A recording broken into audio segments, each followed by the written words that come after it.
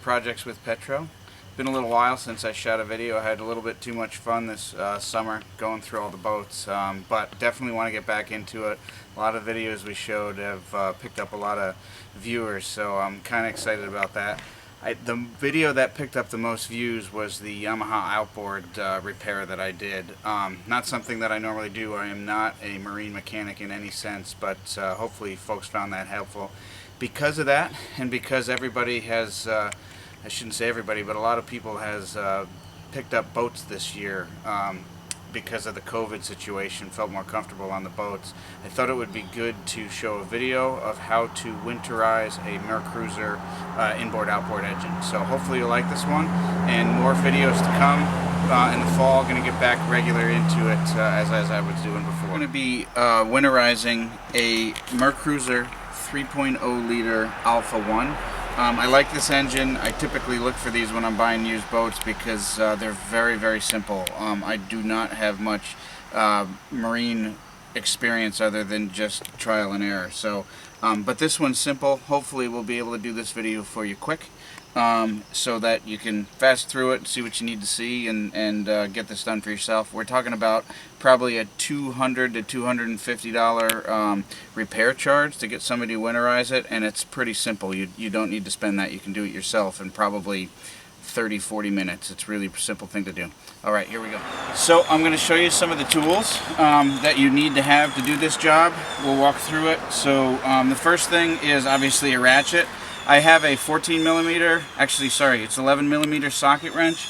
I believe this is actually not metric, but because my bolt on the top of the engine here is a little bit worn down, the nut rather, the 11 millimeter fits best. So you'll need one of those. You'll need an extension and a 13/16 spark plug socket. Just a regular adjustable wrench. I have a big one and a small one because sometimes I find the small one to be handy. And the last one is going to be for actually removing the propeller. Most people don't remove the propeller. I actually have damage on mine, so I need to repair it, but it's a good idea to remove it and put some grease on the shaft. We'll show you how to do that. You're going to need to buy some fogging oil. You can also use regular engine oil for this. I like the fogging oil because it allows me to spray inside the spark plug cylinders and also the carburetor a little bit easier. And then lastly is going to be antifreeze. I don't know if we'll use two. I always have two just in case. But we're going to be draining all of the water out of this marinized engine so that it doesn't freeze over the winter. That's the most important thing, is to get the water out of there so it doesn't freeze, because if it freezes, it expands and it can crack the engine block. So we'll start off right now. Number one, we're going to take the cover off of the carburetor. Okay, so we're going to lift this off of here, and you'll see that it'll expose the carburetor. Then the next thing we're going to do is we're actually going to start the motor up, and then we're going to use this fogging oil to spray directly into the carburetor.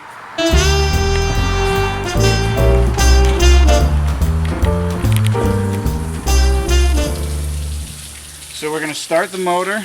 Two things that are important when you start a motor on the boat. We have what I call Mickey Mouse ears, but they cover the water intake when you turn your hose on, so that's already been put on. The other thing is that if you're trailering, most likely it's in the fully upright position. You're going to want to drop that down just slightly, because you never want to start it in the full upright position, because there's some hoses and things that you want to make sure aren't kinky. So we'll get this started here.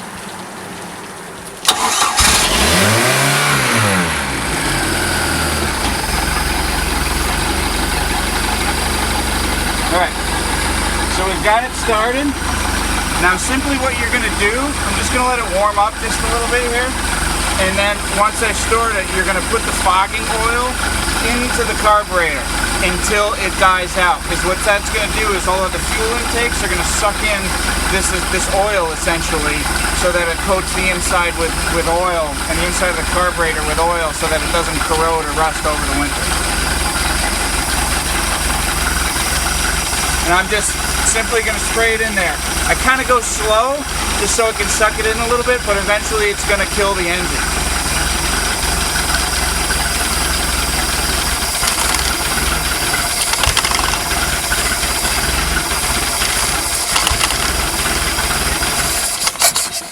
And that's it. Now that's sucked in there. And so then I'm gonna, you know, do pretty liberal with this fogging oil. And I'm just gonna spray it all around in here. Just anywhere you can, just get it in there. And this is basically just gonna coat the inside of that to prevent anything from rusting. That's all you have to do. Step number 2 is we're gonna use the fogging oil to fog inside the spark plugs. So I've already removed the wire. I do this in order and put the wire back on again so that I don't get confused. You're gonna have to go a little bit back and forth. Sometimes an extension on the socket wrench is helpful, sometimes it's not. Okay, so we got that one loose. Okay, so there's the spark plug. I usually replace those every year. I'll do that in the fall, spring rather. So then I'm just gonna spray right into the spark plug, the area that you screw the spark plug in.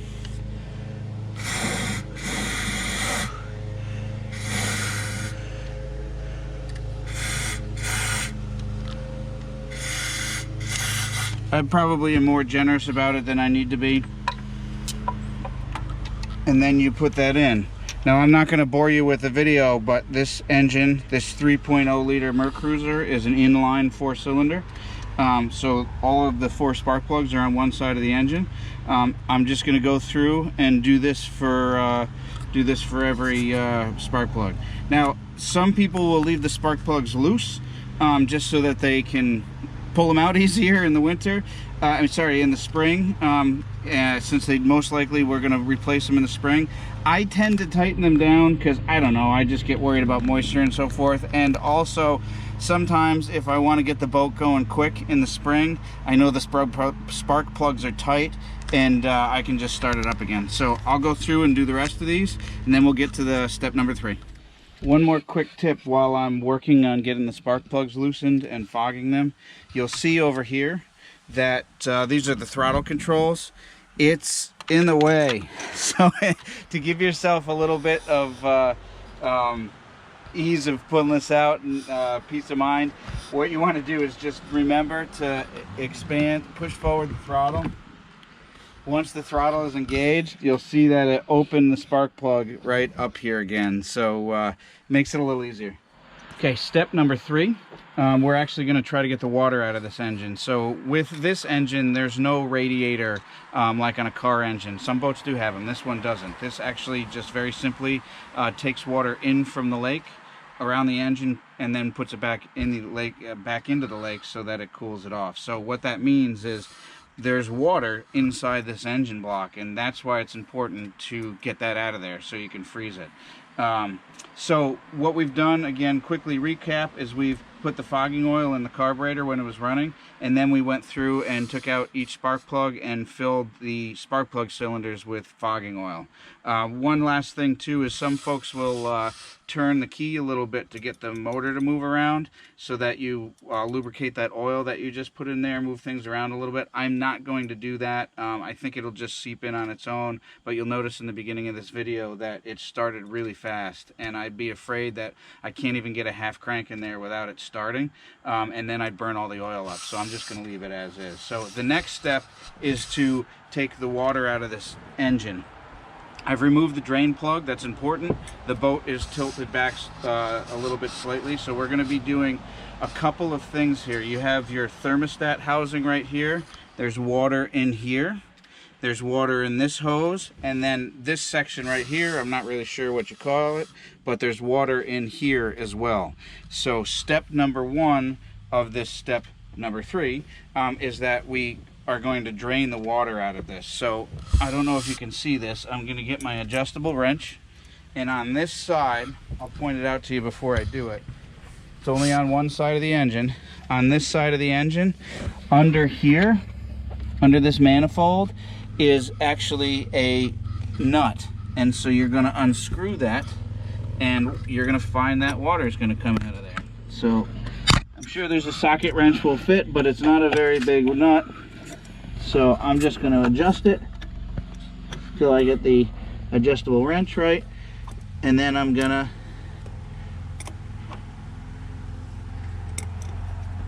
undo it here.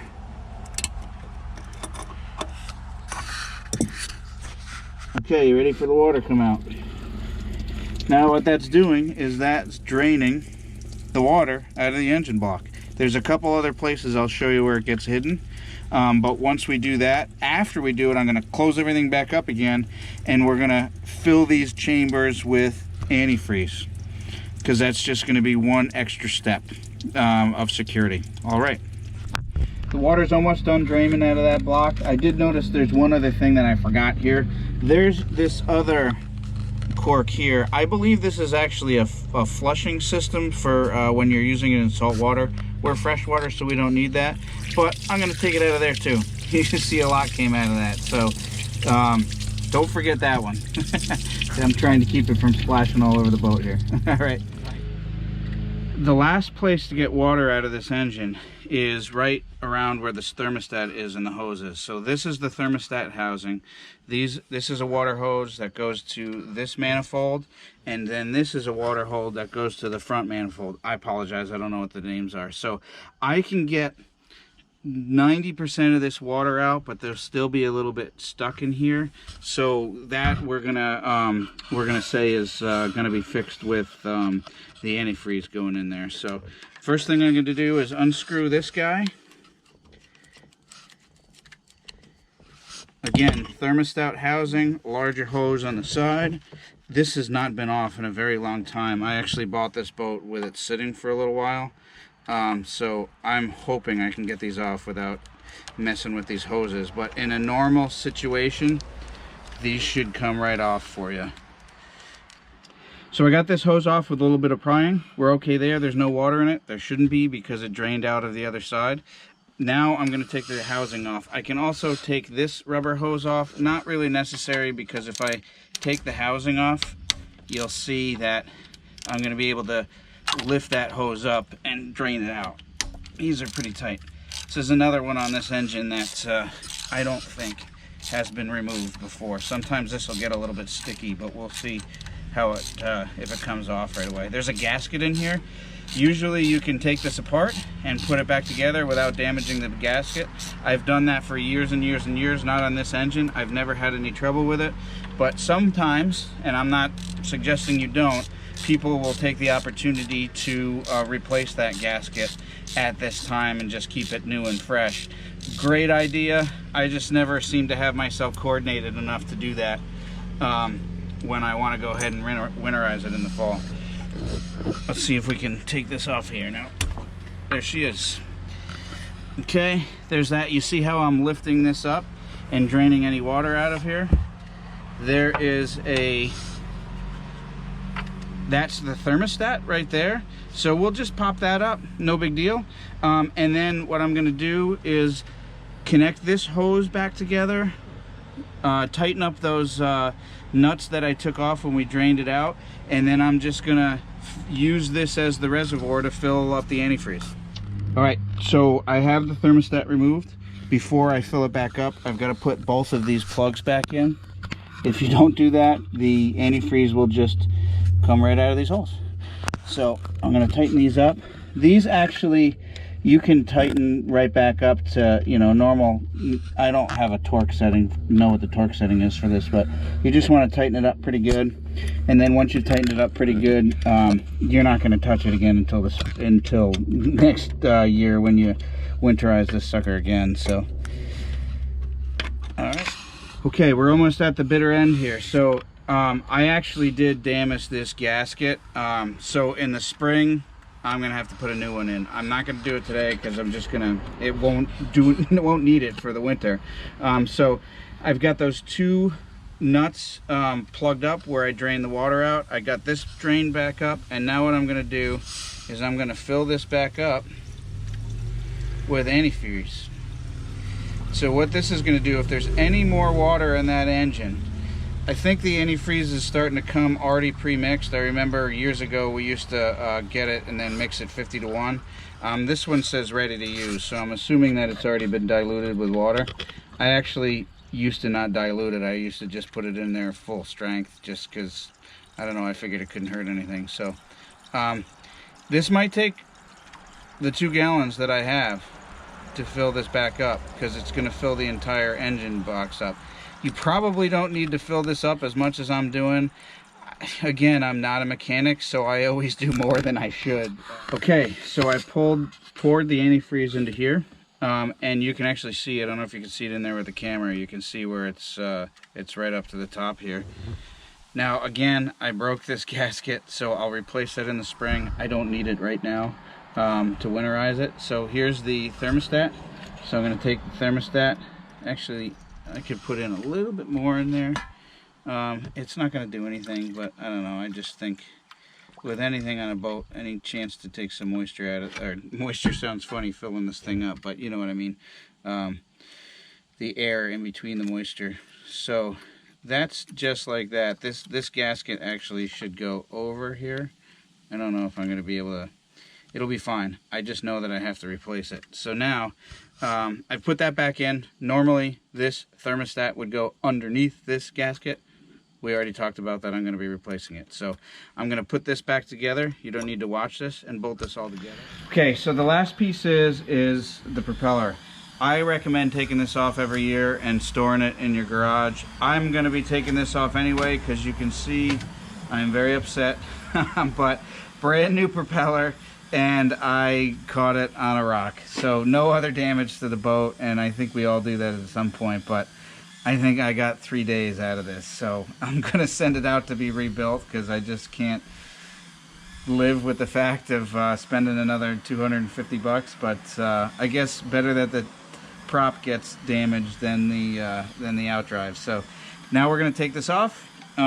These are pretty simple. You just fold the tabs in here on either side. Actually, we'll grab a hammer real quick so I can flatten that down. Okay, so I'm just going to flatten that tab down. Don't lose these parts. You might want to get a bag to pull them all in there. All right. Then I'm going to loosen this prop. I have it in gear so that it's locked. You'll see that it came off a lot easier. If it was in neutral, it would be spinning. Just help you out if you're working on your own.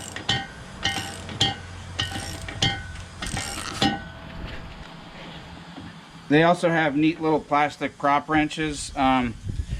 This larger set that I have works just fine for it. I don't even know what size it is. It's over an inch, but anyway.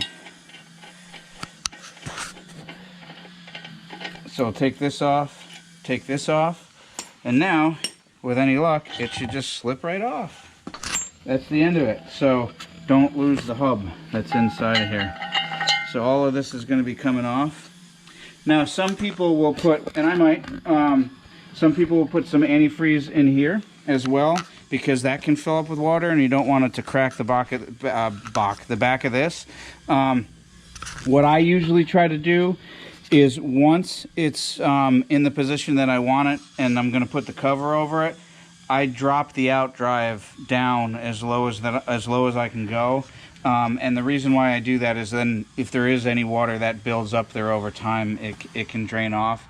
The other thing you can do is some folks will put a bag over this to prevent rain or snow getting in there, but I don't think it's super critical. Just throw a little antifreeze in there, have it dropped low so it can drain out.